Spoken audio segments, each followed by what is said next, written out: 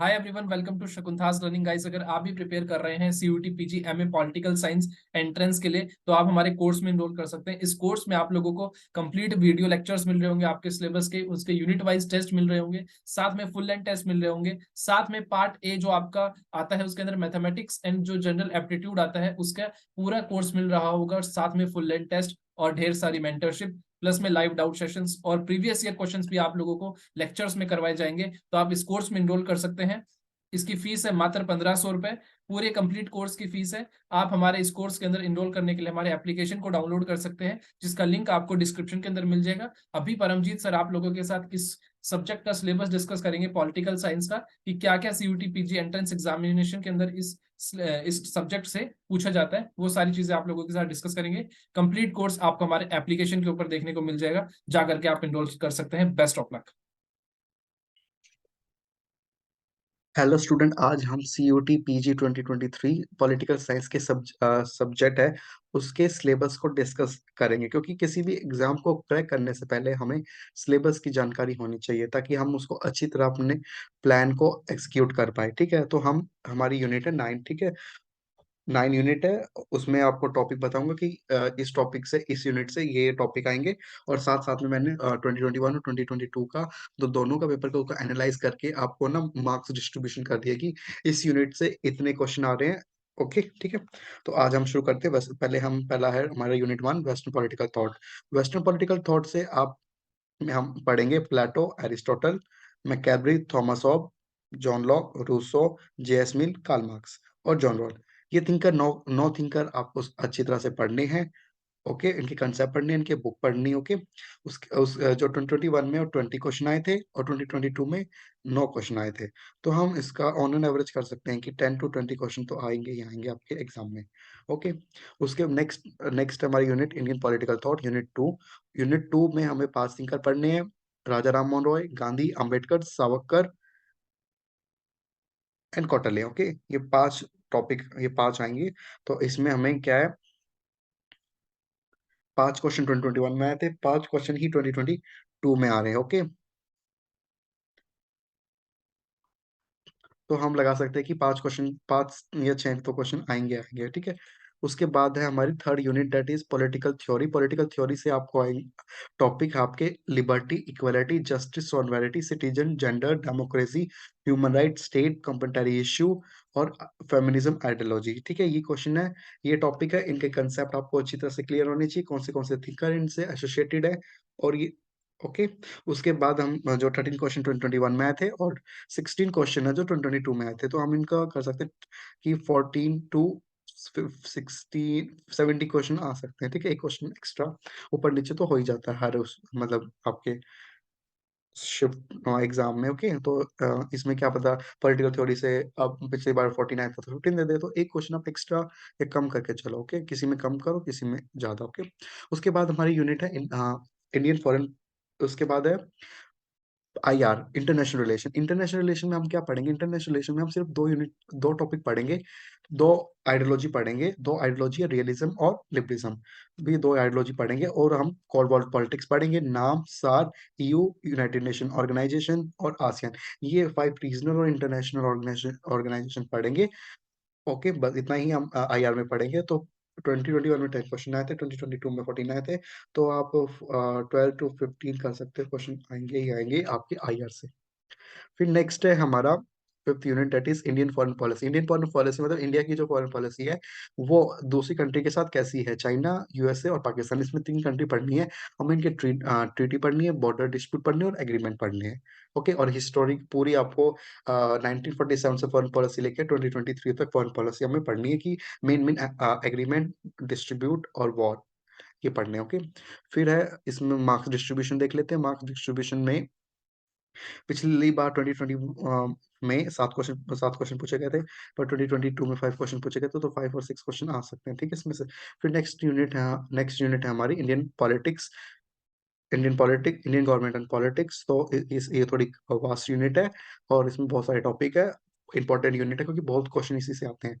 हम इसमें पढ़ेंगे ये मेकिंग ऑफ द कॉन्स्टिट्यूशन पढ़ेंगे, कॉन्स्टिट्यूशन प्रोविजन पढ़ेंगे, पार्लियामेंट पढ़ेंगे, कैबिनेट पढ़ेंगे, prime minister, minister, fundamental right, duties, DSP, amendment, governor, state governor, federalism, political party, election, local government, okay, और जुडिशरी और गवर्नेंस, हम ये सारा इसमें पढ़ेंगे।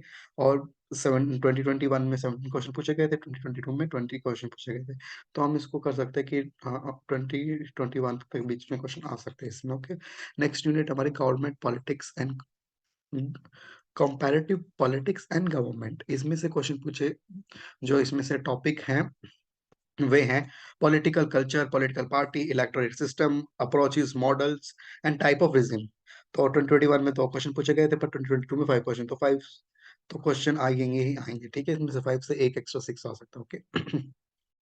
फिर हमारा नेक्स्ट यूनिट है, that is unit number 8। Unit number 8 है पब्लिक पॉलिसी। पब्लिक पॉलिसी का क्या बेसिक डेफिनेशन क्या है, उसके मॉडल्स क्या है, उसके प्रोसेस क्या है। एक क्वेश्चन, एक या दो से क्वेश्चन ज्यादा नहीं आएंगे। सेम ऐसे इसमें general issue of computer issue में ग्लोबल जस्टिस, नेशनलिज्म, क्लाइमेट, एक या दो से ज्यादा क्वेश्चन इसमें से भी नहीं आएगा, एक या दो उससे ज्यादा क्वेश्चन नहीं आएगा, ओके। अब हम कुछ बेसिक नॉलेज गेन कर लेते हैं कि जो आप जो सीयूटी है वो पहली बार देने जा रहे हो, तो उसके बारे में थोड़ा नॉलेज होनी चाहिए ना, कि मतलब कैसा पेपर है।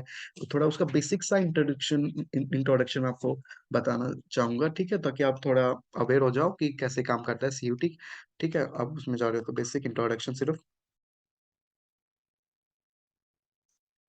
पहली बात तो ये कि ये कंप्यूटर बेस्ड एग्जाम है, ठीक है, आपका कंप्यूटर बेस्ड एग्जाम है। दूसरा है ये नेगेटिव मार्किंग का पेपर है,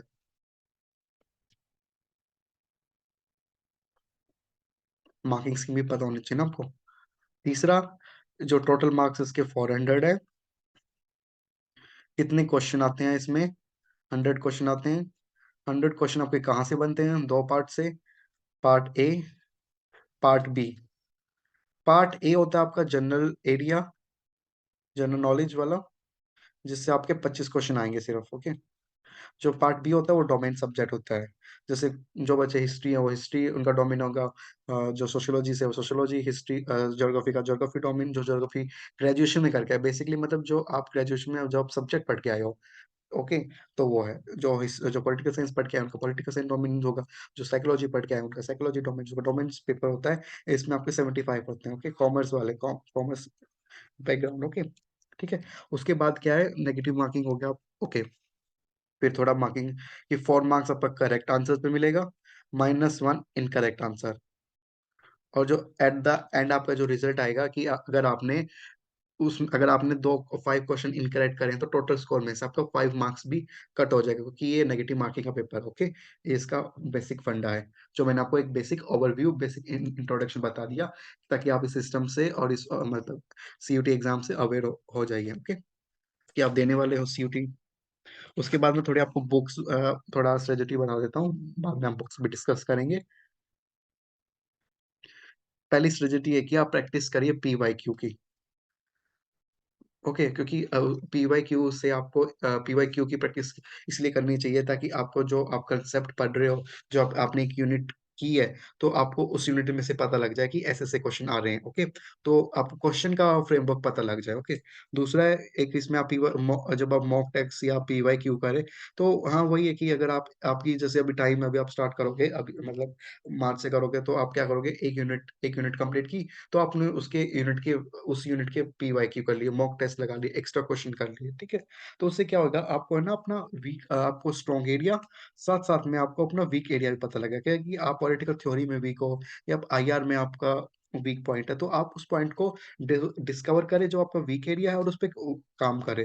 उसमें मतलब अपने जो भी डाउट आ रहे हैं कि आप उसमें क्यों वीक हो, उस टॉपिक को बार बार पढ़ो, रिवाइज करो, समझो, ताकि फिर अगली बार जब पीवाईक्यू करेंगे तो आपको वो मिस्टेक है वो बाद में रिपीट नहीं होगी, ठीक है। और जब आपको स्ट्रॉन्ग एरिया पता लग जाएगा, तो आपको पता है कि आप इसमें स्ट्रॉन्ग हो, तो अपने वीक एरिया पे काम करो, क्योंकि होते हैं ना कि आपको होता है कि आप आईआर में इंडियन पॉलिसी में आप स्ट्रॉन्ग हो, पॉलिटिकल थ्योरी में स्ट्रॉन्ग हो, वेस्टर्न पॉलिटिकल थॉट में भी स्ट्रॉन्ग हो, आप इंडियन पॉलिटिकल थॉट में भी, पब्लिक पॉलिसी में, तो कुछ ना कुछ एक हमारे एरिया वीक एरिया भी होते हैं जहाँ पे हमें वर्क ऑन करना होता है। तो पीवाईक्यू से और मॉक टेस्ट से आपको ये पता लग जाएगा कि आप इस टॉपिक से और इस टॉपिक की इस यूनिट की इस टॉपिक से आपको पता लगे इस क्वेश्चन से आपको नहीं आ रहा, आपको ये टॉपिक क्लियर नहीं आ रहा, तो आपको उसको पता लग जाए कि ये यूनिट है, यूनिट 1 है, इसका ये टॉपिक है, ये मेरे को आ नहीं रहा, तो मुझे ये समझना है, ओके। ये होता है, फायदा होता है पीवाईक्यू और मॉक टेस्ट का। उसके साथ-साथ क्या क्या करो कि आप है ना जब आप मॉक टेस्ट और पीवाईक्यू करेंगे तो आप है ना एक है ना 2 आवर का सेट वो कर लीजिए टाइमर, ताकि आपको ना एक वही एग्ज़ाम का माहौल पता लग जाएगा कि 2 घंटे का पेपर है, तो आपको ये पता लग जाएगा कि आप 2 घंटे में कितने क्वेश्चन कर पा रहे हो, कि आप क्वेश्चन कितने कर पा रहे हो, कितने नहीं कर पा रहे हो, ठीक है? और फिर बाद में क्या करो, अपने स्कोर देखो कि आपका स्कोर क्या आ रहा है, ठीक है? तो अब हर बार पीवाईक्यू करोगे तो आपका स्कोर ये नहीं कि डाउन होगा, इंक्रीज़ मतलब कभी इंक्रीज़ होगा, कभी डाउन होगा, कभी इंक्रीज़ होगा, कभी तो एक बार ये नहीं कि आपका इंक्रीज़ होता जाएगा। कि कुछ पीवाईक्यू भाई डिफ़िकल्ट होते हैं कोई क्वेश्चन, तो बेसिकली कहने का मतलब ये है कि जो आपके स्कोर है, स्कोर भी इम्पोर्टेंट करता है, ठीक है? जो स्कोर है वो आपको कॉन्फिडेंस गेन करता है। तो ना कई बार ये मत डरना कि स्कोर कम आ रहा है तो आप कॉन्फिडेंस अपना लो कर देना, नहीं, आप अपना कॉन्फिडेंस लो गिरने मत देना, आपको अपने आप को मोटिवेट करना कि मैं और भी अच्छा मतलब मैं अपना ये वो वीक ऑफ एरिया जान गया हूँ, इसकी वजह से मेरे क कम इस मॉक टेस्ट में आए हैं। तो आप उसको स्ट्रॉन्ग बनाइए और अपना नेक्स्ट जो पीवाईक्यू करोगे आप उसमें अच्छा परफ़ॉर्म करोगे, ठीक है? तो बेसिकली मेरे कहने का मतलब ये है कि आप 2 आवर का इसलिए रख रहे हो ताकि आपको है ना एक सिस्टम से अवेयर हो जाओ कि आप जब जाओगे एग्ज़ाम देने तो आपको सेम ही चीज़ ही मिलेगी, 2 घंटे का टाइम मिलेगा आपको, ये क्वेश्चन आएँगे, आपको पता है नेगेटिव मार्किंग का पेपर है, तो आपको पता लग जाएगा। एक सिस्टम से एक वो एग्ज़ाम माहौल से आप अवेयर हो जाओगे, ठीक है? ओके, तो ये कुछ स्ट्रेटजी है जो आपके लिए अच्छी आएँगी, तो आप इनको करना, ताकि आप जो भी अपनी ड्रीम यूनिवर्सिटी में एडमिशन लेना चाहते हो, तो आपका एडमिशन वहाँ पर हो जाए। और उसके लिए बेस्ट ऑफ लक। और उसके बाद है कुछ बुक्स। बुक्स आप एक है आर गुप्ता की। ये पर्सनली बुक मैंने भी यूज़ की है और ये बहुत अच्छी बुक है। इसमें क्या है आपका पूरा जितनी भी यूनिट है उनकी पूरी उन टॉपिक्स का डिटेल समरी है और साथ में साथ 100 क्वेश्चन भी है प्रैक्टिस करने के लिए, ओके? दूसरा, अगर आपने कोई भी अपनी ग्रेजुएशन में जो बुक पढ़ी है, अपने टीचर ने बताई, आप वो रेफ़र कर सकते हो। जैसे ओपी काबा और ग्लोबल पॉलिटिक्स के लिए एंड्री हेवुड की बुक है, ठीक है? ये कुछ बुक आप रेफ़र कर सकते हो और स्ट्रेटजी मैंने आपको बता ही दी है पहले टॉपिक में। तो एग्ज़ाम के लिए ऑल द बेस्ट और थैंक यू।